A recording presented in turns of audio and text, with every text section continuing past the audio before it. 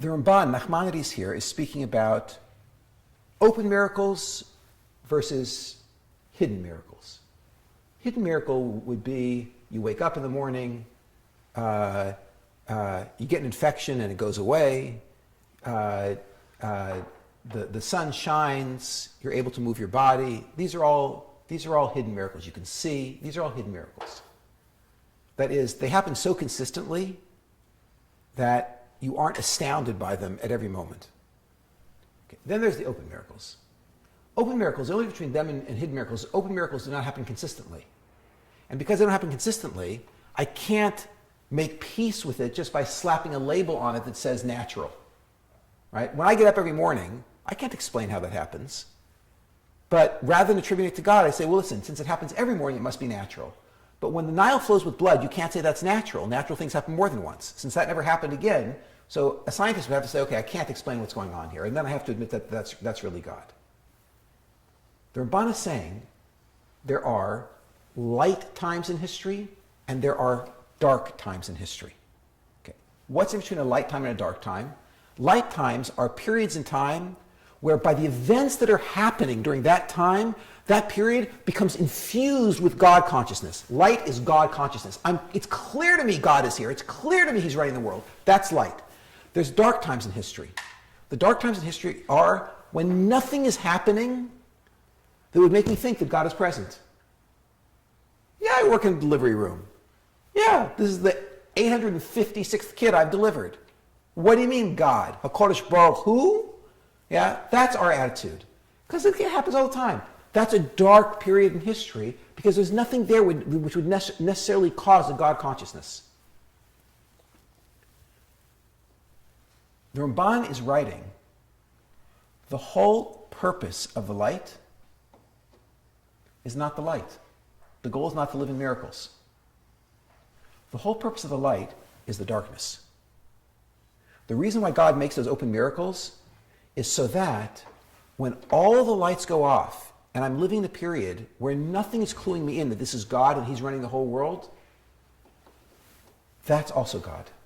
God wants the darkest places on the planet, so to speak, illuminated. So He creates the light and He expects you to take that light and drag it into the darkness.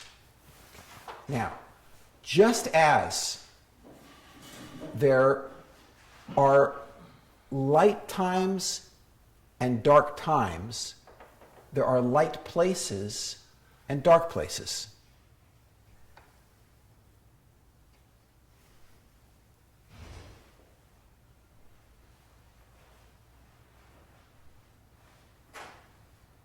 The Jews, once upon a time, lived in Eretz Yisrael. And in Israel, whenever you wanted, you could make a trip up to the Beis Hamikdash. You would go to the Temple Mount. And there you could stand there and you could watch while fire came down from heaven and devoured all the sacrifices.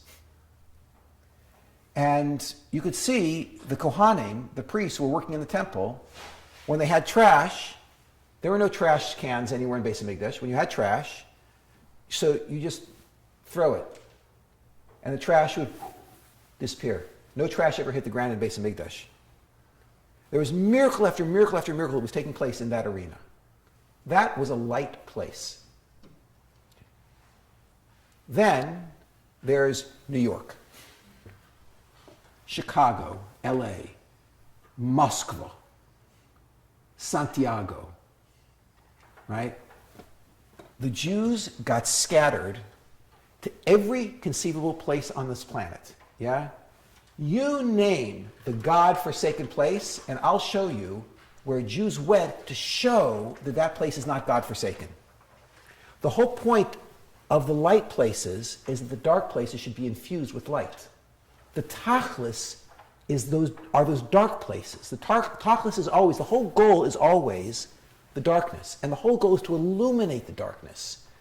So it's not an accident that the greatest Talmud that was ever written, the Talmud that everybody studies, the Talmud that we rule Jewish law from, was written in not Jerusalem. It was written in Bavel. That translates as LA. The Vilna Gaon became the Vilna Gaon in Vilna. Now, there had to be a period of Tanoim, right, these Tannaitic sages who were living in Jerusalem, and they were creating tremendous light. But that was followed by a period where the Jews were scattered all over the planet, and they had to learn Torah and keep mitzvahs and show that it's God who runs the world in the darkest places. The purpose of the light is always to prepare you to illuminate the darkness. Okay, we can take it one step further. There are light mitzvahs and there are dark mitzvahs. Maybe as an introduction to this point, I want to point out to you a very strange pattern that you see in the writings of our sages. They say, for example, "V'ahavta l'reacha kamocha, ze klal gadol b'Torah." Love your neighbor as yourself. This is a great principle of the Torah. And even though there is one interpretation of this, that re'echa, your neighbor, is referring to God, but the simplest understanding of the words is that loving another person, that is the great principle of the Torah. Or as said in another formula, don't do unto your friend what you don't want done to yourself. That's the whole Torah standing on one foot. Now go and learn. So it seems like the whole point of Judaism is ethics, is being a good person. And the rituals are not that important. And someone who was not a scholar could have a very superficial perspective on the Torah and say, you know what, the most important thing is that you're a good person. That's really what God wants. And you keep Shabbos, you don't keep Shabbos, you keep kashrus, you don't keep kashrus. Yeah, you cover your elbows or not. That's not what it's all about. What it's really all about is, are you nice? Okay. Serious mistake. If that's all that it's about, then why did God also say, kashrus, Shabbos, cover your elbows? Why did he say, make sure your clothing doesn't have, God forbid, a mixture of linen and wool? God forbid! Written in the Torah. Why? What are all these rituals? What is that about? So the answer is, there are dark mitzvahs and light mitzvahs. And the purpose of the light mitzvahs is so that you'll carry the light into the dark mitzvahs. Once again, what is light? Light is God consciousness. There are certain mitzvahs, they inspire God consciousness. So for example, you grab a palm frond and a thing that looks like a lemon, and you stand in a shack, right, covered with a bunch of palm leaves, and you're shaking this thing. So now, what on earth are you doing? What is this crazy ritual that you're involved in? Anyone who sees you do that, they would say they're serving God, because there is no rational explanation for what you're doing. You cannot shake a lulav and an esrog and not have God consciousness. It's not possible.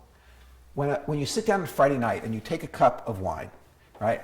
Wine is overflowing and you may even have 6 cups around it, and you stand up and you start saying these words in the ancient Hebrew language. If anyone saw you doing that, they'd say, that person is serving God. Clearly, there's God consciousness. If you're the one who's making Kiddush, you can't make Kiddush without thinking about God. It's not possible. Yom HaShishi v'Echul Shem HaVaretz, right? God made the world. It's not possible. That's God consciousness.